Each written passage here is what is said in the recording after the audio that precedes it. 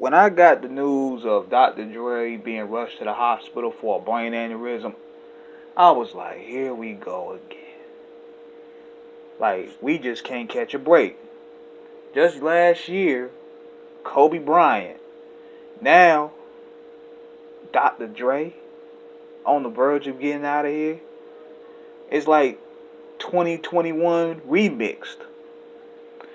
But thankfully, I didn't want to even do a video on this. I'm like, man, I don't want to report no more bad news considering what's been happening with 2020. I'd rather just keep silent. But being that Dre is now making a recovery, I'm glad that happened. Thank God. God, we can't afford to lose another legend at this capacity at this moment. But if you look back with his brain aneurysm, you got to look back. This man has been through some stuff, man. I've been following Dr. Dre's career for a long time, and this is definitely stress related. I mean, just growing up for where he came from alone, from Compton, in the 80s, in the 70s and the 80s at that. Losing his brother, Kyrie. Then, on top of that, dealing with the stuff with Easy and Jerry on the business side, where he had to pretty much produce enough hits to pay for his funeral. I mean, then he goes to death row and he's thinking he's going to get a clean slate there. And he gets involved in more stuff, gets in more trouble, gets more lawsuits, gets shot. And he ends up leaving. He leaves death row. But then he risks both his career and his life because the man was getting death threats from Suge Knight and all them for leaving to this day. So then he takes the risk of running Aftermath on solo with Jimmy Iovine, and it almost crumbles. That's stressful within itself. Everything he was putting out at that time was a brick. But then he lucked up on Eminem, and Eminem saved his empire from crashing, which he enjoyed success later on with the Chronic 2001 and the Eminem albums.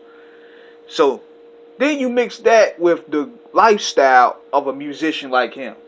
Touring, smoking, drinking, working for 40-something years, producing non-stop, working with different artists. He don't do much press, but working with different artists, ain't no telling how much music Dre got in that vault.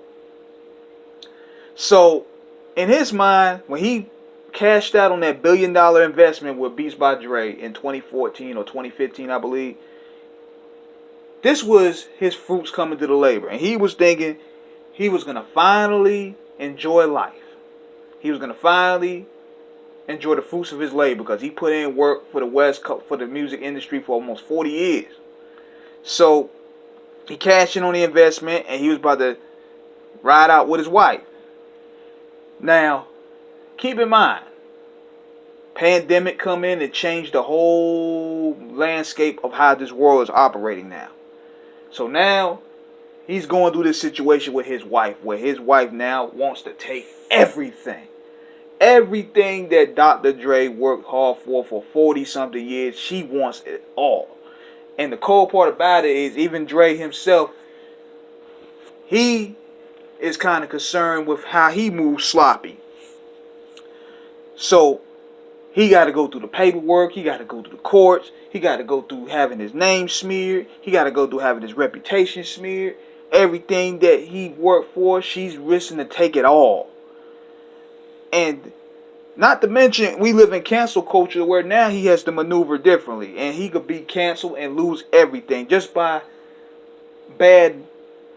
just a smear campaign alone. Then on top of that, you got his kids out there ishing on him heavy. Then on the flip side, he lost his son in the early 2000s. I mean, this dude been through a lot. So I'm surprised that he held it together like he did.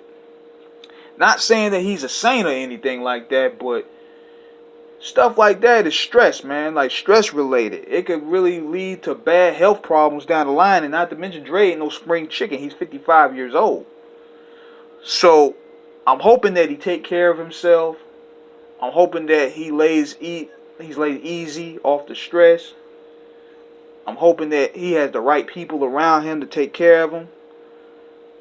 and that he take it real slow for a long minute. So this is King Eric signing out. Subscribe, hit the like button. Let me know what you guys think. Peace.